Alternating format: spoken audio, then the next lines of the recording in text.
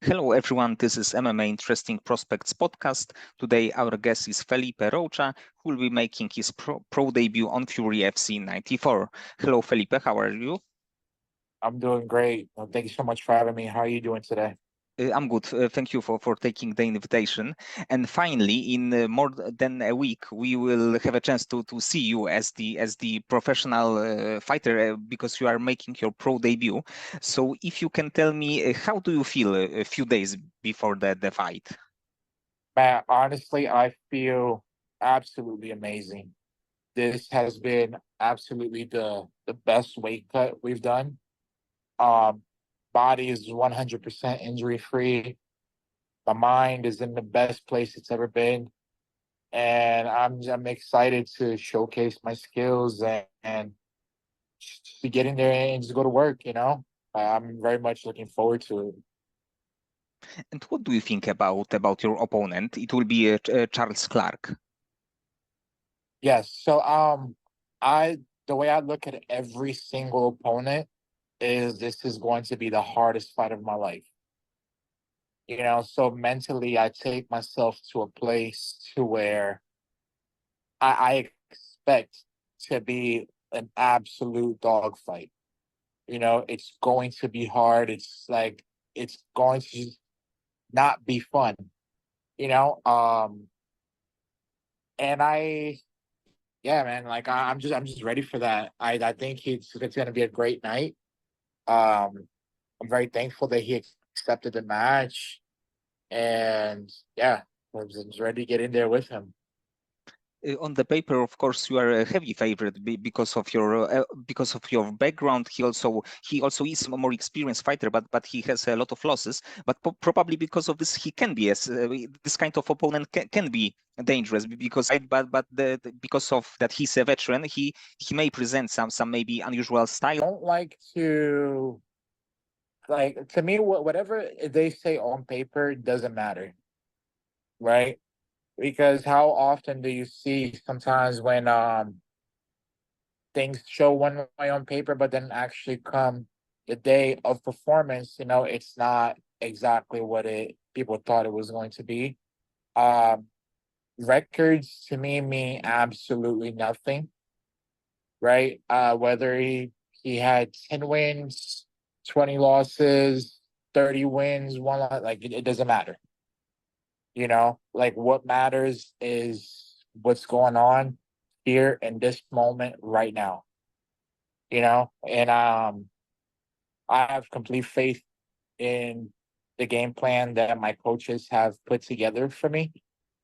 And I know that come fight night, you're going to see like the evolution of Philippe, because I know in the amateurs, while I was still honing a lot of my striking MMA skills, I was, a heavy grappler. But even though I haven't actively fought within the past year, not once have I stopped training. We've had a hard time getting a fight, but I've been training the entire time. And yeah, man, it's going to be just going to be a great night. I'm very excited about this. And probably you are really focused on your opponent right now. But when you are thinking about your future and possible next opponent, do you have anyone in mind that you would like to face in one of your upcoming fights? I only focus on the mission that I'm given, right? So right now, the mission is him, and that's all my focus. I like everything that I do is catered towards him. To me, I've never said no to anyone as long as I have the proper time to prepare. Because right now, you know, it is professional fighting, right? We're prize fighting. So I want to give myself the absolute best possibility in order to, to go in there, put on a good performance and get paid, right? Which is why we do this. Um, yeah, so not too worried about the future. Whoever it is that my coaches feel like is the right matchup for me, and whoever it is that Fury has to offer, we will gladly accept it. Overall, I think that you are a really interesting prospect because of like BJJ background is one thing, but of course your amateur background as the MMA fighter, because you were undefeated. You actually submit three opponents. You become a two-division champion in Fury FC. You beat guys like Zack Borrego, who after this fought in the Contender Series, and you defeated James Ford, who is undefeated light heavyweight right now. So even with only four amateur bouts, your even MMA experience, I believe, is quite big. Yeah, so we always like, especially in the amateurs, we seeked out the hardest absolute fights, right? And every single one of them, those were incredibly tough opponents. Very, very skilled guys who, they have went on to fight in the Contender Series, or they're undefeated as a professional right now. So it definitely gives me that confidence boost to know that guys that I've beaten in the past are doing so well. Um, and I'm happy for them, man, because like Zack, James, those are guys that I've become friends with, so I'm very happy to see them succeed. And for sure, like heading into this, it definitely brings my self-esteem way up, knowing that I've faced the adversity. Like with Zack, Zack is absolutely both Zack, Clay McGuire, and forgot my first opponent's name right now, but they were all exceptional strikers, right? Great guys, man. And they put me like in some bad positions. And for me to have to dig and to fight back, right? That to me, those were like big achievements, that I was able to face those adversities against things that I wasn't comfortable with. Because as you know, it's like in jiu-jitsu competitions, there's no strikes. So introducing this new part of the game to where I am being hit, and I can stay focused and still complete the mission is great. And with James, he's an extremely accomplished wrestler, right? I'm not sure if he's like national or state champion, like Greco, but I know he wrestled Division One, an amazing wrestler, and the fact that I was able to hang in there with him and go takedown for takedown. That was great, because I am, like I stated earlier, I'm continuously looking to evolve and tackle all the areas in my game that I find are lacking. Like I have no problem exposing myself and suffering in the training room so I can reap the benefits of everything later. And James is like I consider him as the also a very big prospect. So in a few years, maybe next year, because he's undefeated right now, he can be in the UFC. So it will be like additional like something positive for you. For sure, man. Like I think James can he can give the light heavyweight division a run for their money.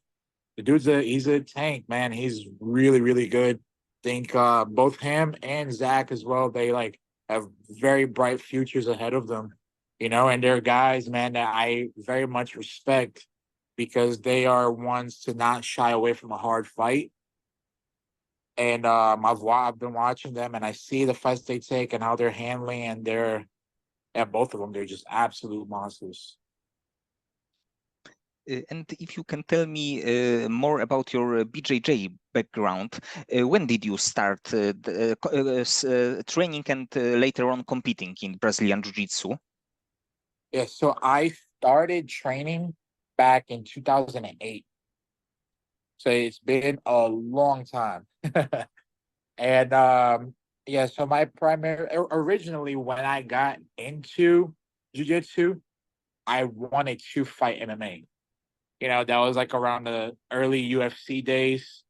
And growing up, my mother actually, she's huge into MMA.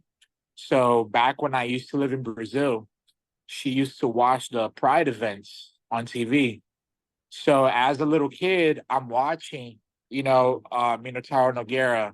I'm watching Fedor. I'm watching Shogun. I'm watching all these guys fighting. And, as a kid, you think it's the absolute coolest thing ever. and I was just always around it. And I did a little bit of capoeira when I was a kid, but as a child, your interest is everywhere, right? So then, well, I did it for a little bit, then I stopped. Then a couple years down the road, I was looking for something to get into, and that's when I got back into jiu-jitsu. And after like my first week, I knew I'm like, okay, like I'm in, you know, especially just grow like I said, growing up, just being around it so much. And for years I've competed just strictly jiu-jitsu, and I'm, was very blessed to have accomplished quite a bit. I was Pan Am's champion. I've become world's medalist, both gi and no gi. I've beaten some of the top guys now. As a brown belt, I was the number one ranked brown belt under the IBJJF. Multiple time fight to win champion, submission hunter pro.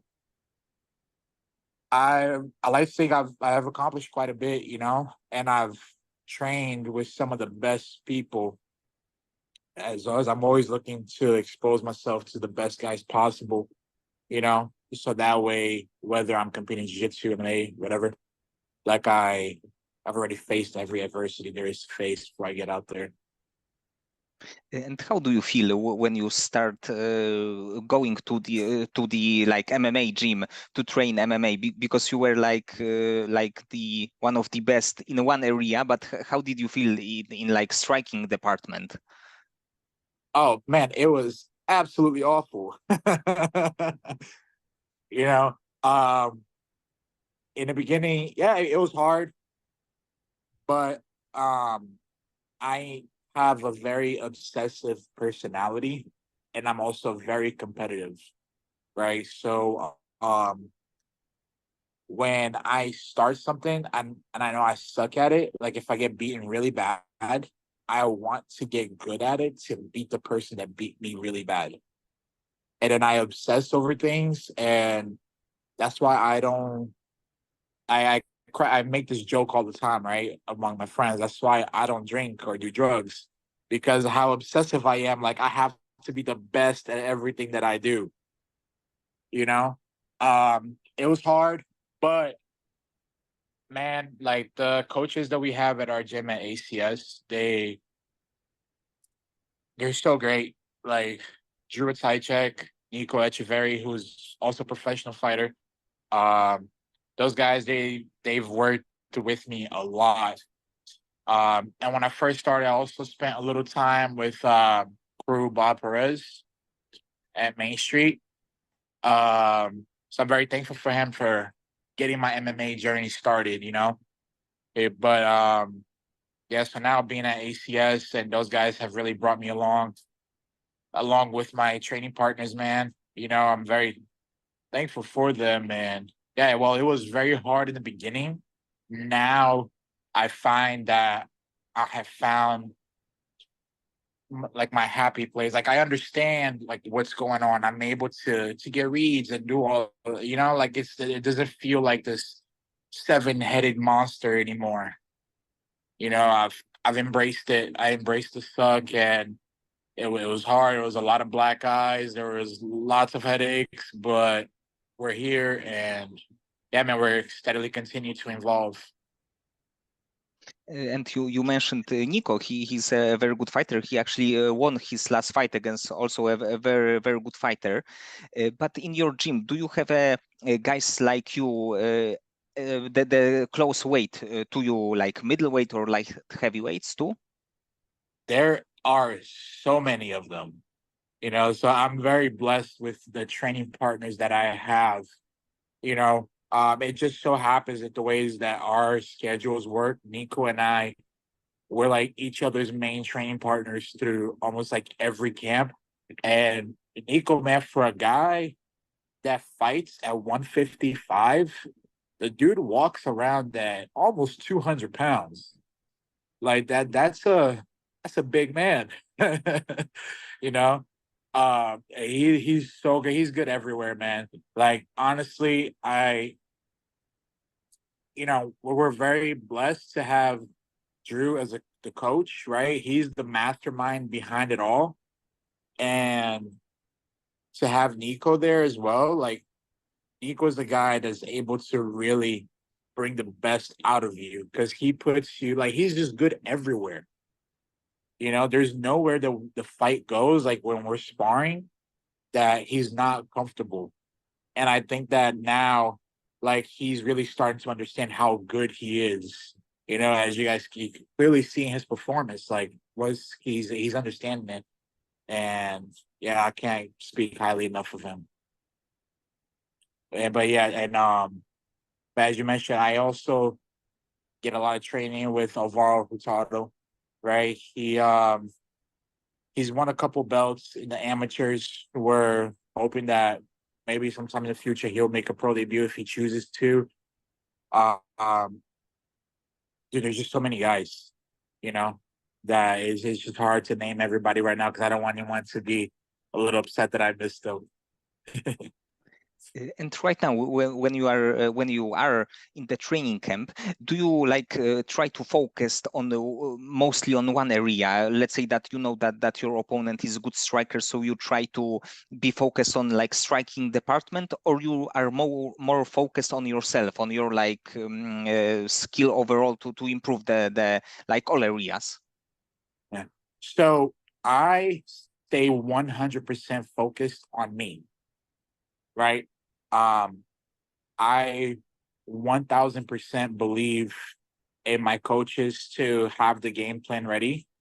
And whatever it is that they tell me that I need to do, I will do.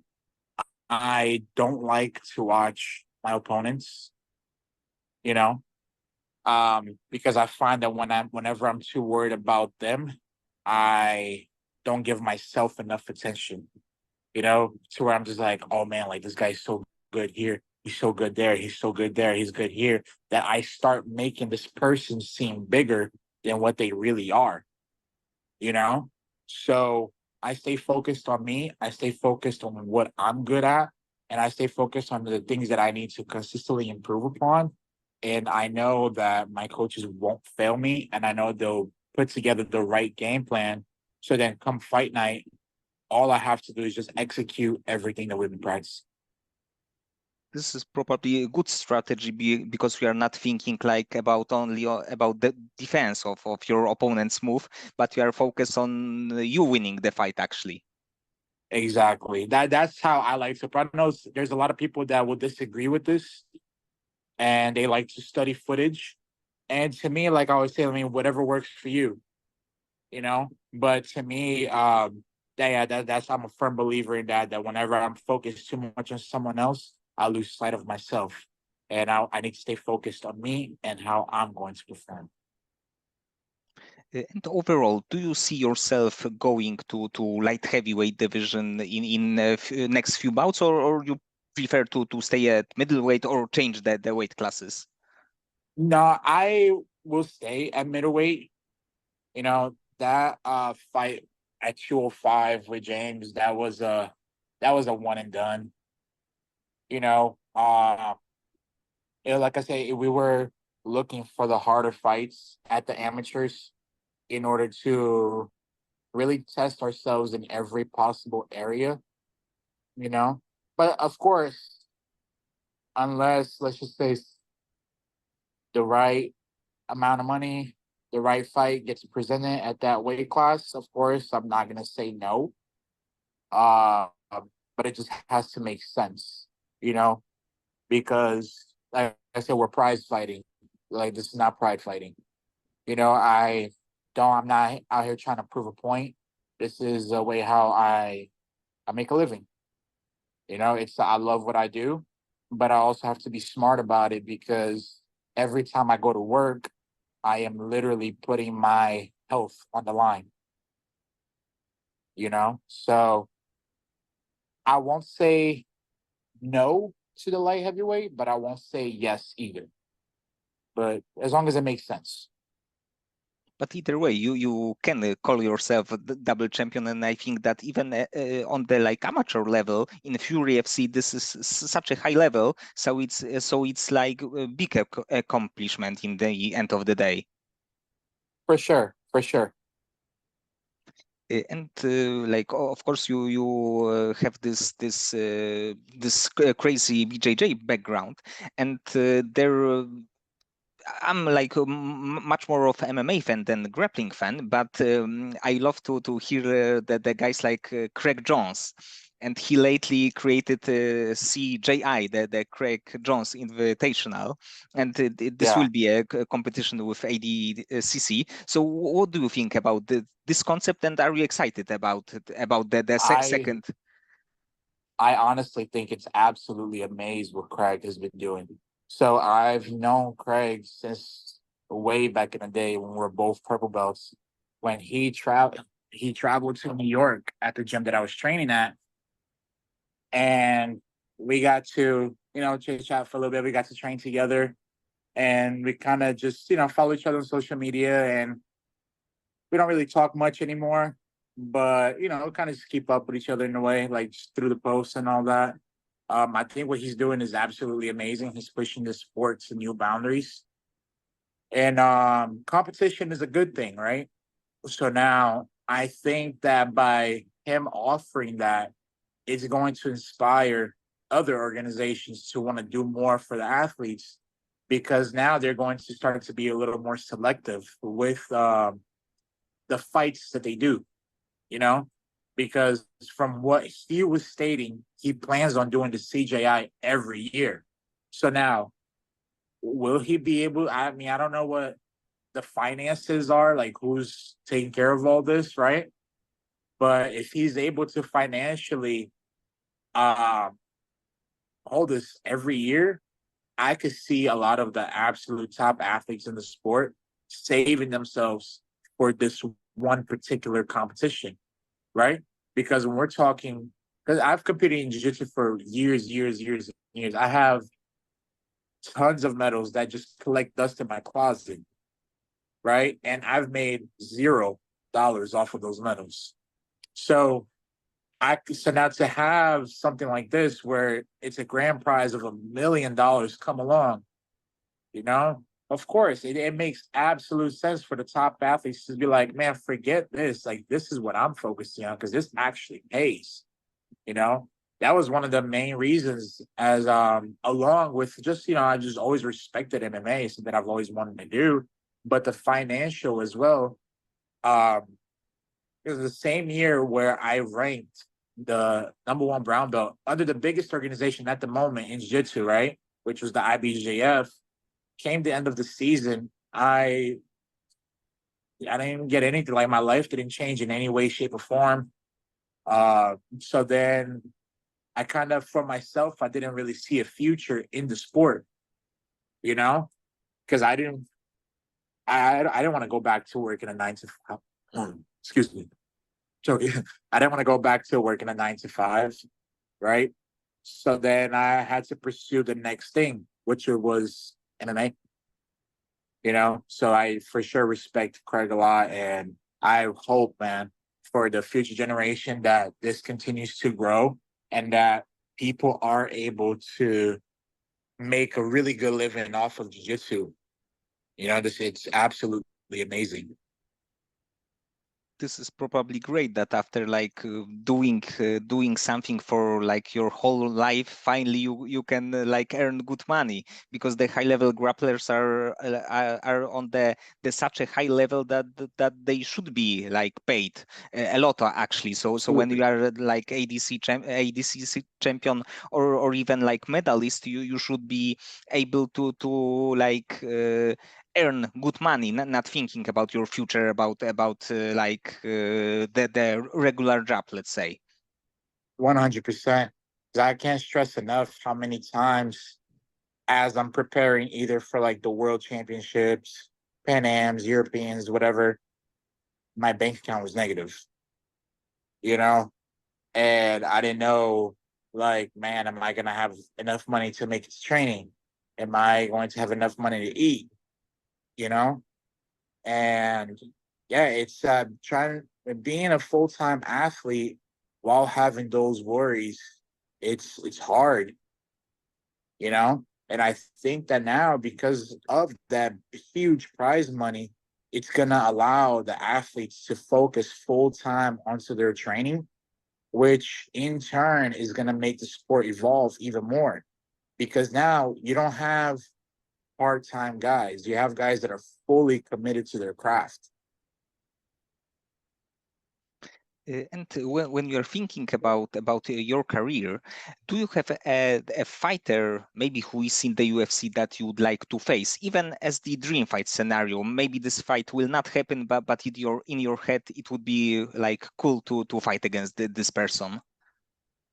Somebody that would be really cool to fight. And I know he's retired, but there's actually a couple of them, right, that I personally watch a lot, and like I obsessively watch them actually.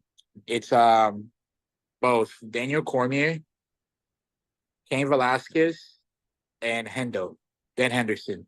I love watching those guys. Man, they're just so good. You know, they're good everywhere. I respect them a lot. And I know they're all retired, but if I ever had the chance to share the cage with them, even if it's just during training, like that would be absolutely amazing. Like I very much look forward to possibly being able to do that someday. Yes, and I think that with Daniel Cormier, his like frame was not a heavyweight frame, definitely, and he still was able to win a title and defend the belt, fight against really good fighters, and like really showing that he's level above them. So it was kind of crazy. 100%. That really goes to speak on how good he was. You know, he probably honestly still is. Like I have full belief that in shape Daniel Cormier can really come into the light heavyweight division and still cause a lot of problems. I firmly believe that. Yes, I agree. Even like either light heavyweight or heavyweight, he can make problems For sure. for other fighters. Yeah, definitely.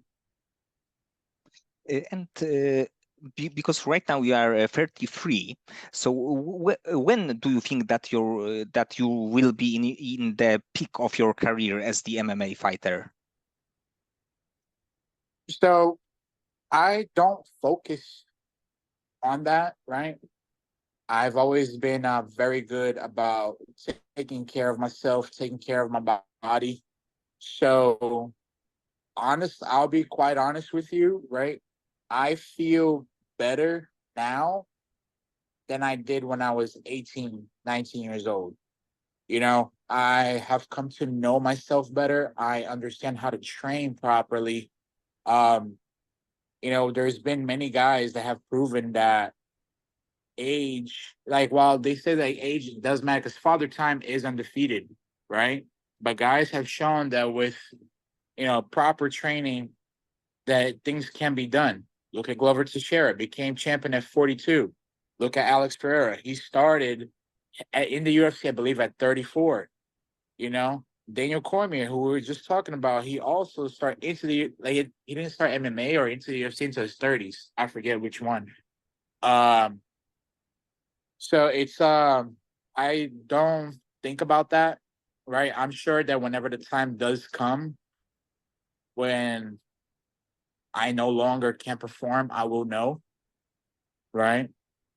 But I think whenever I start giving myself time to when like, oh no, this is my peak, this is my peak, then I feel like I'm limiting myself. And I don't like to give myself limits, you know?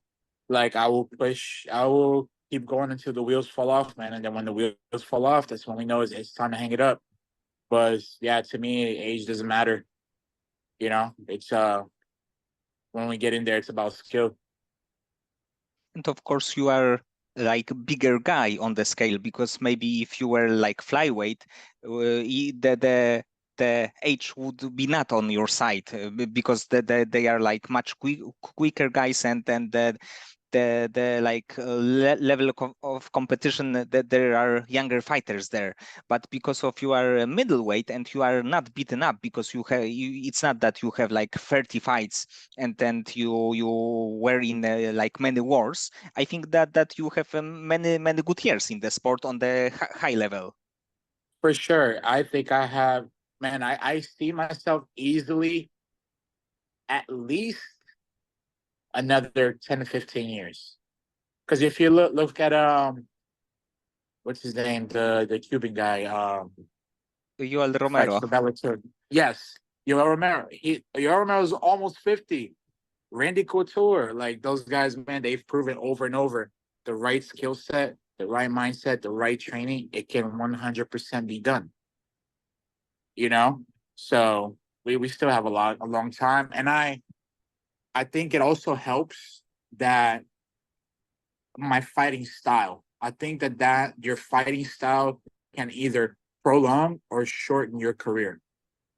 You know, if you get guys who like to step into the cage and is an absolute brawl to the death every single time, you know, then yeah, your career is going to be shorter. But if you're a guy, like I find that grapplers tend to have longer career spans because of the fact that we want to take the fight down. We don't want to take so much damage on the feet, you know? So that allows us to save our chances, protect our bodies, and to be able to make a long career, you know? And I think if more fighters approach the fight game thinking longevity wise, right? Instead of if they focus more on prize fighting instead of pride fighting, I think careers would be a lot longer than what they are now. Does that make sense? Because yeah, because if you're focused on the prize, on being able to win fights, like I could win today and look good tomorrow, as my coach always says. You know, like I still think like Habib could have won another 10 years. I know he had his personal reasons as to why he retired, but if you look at Habib, he was a guy that he never took damages from fight. You know, so I think that the styles also take like there's something huge to take into consideration. And being that I am primarily a grappler, you know, but don't sleep on my hands because if you sleep on my hands, you're gonna go to sleep. Then, but being primarily a grappler, then I think that that's also gonna help me prolong my career. Yes, and we will be able to see this on the Fury FC 94 in just over a week. Absolutely. Okay, Felipe. So many thanks for the conversation. I'm really like excited about your pro debut, and I hope that you will fight again soon after this fight.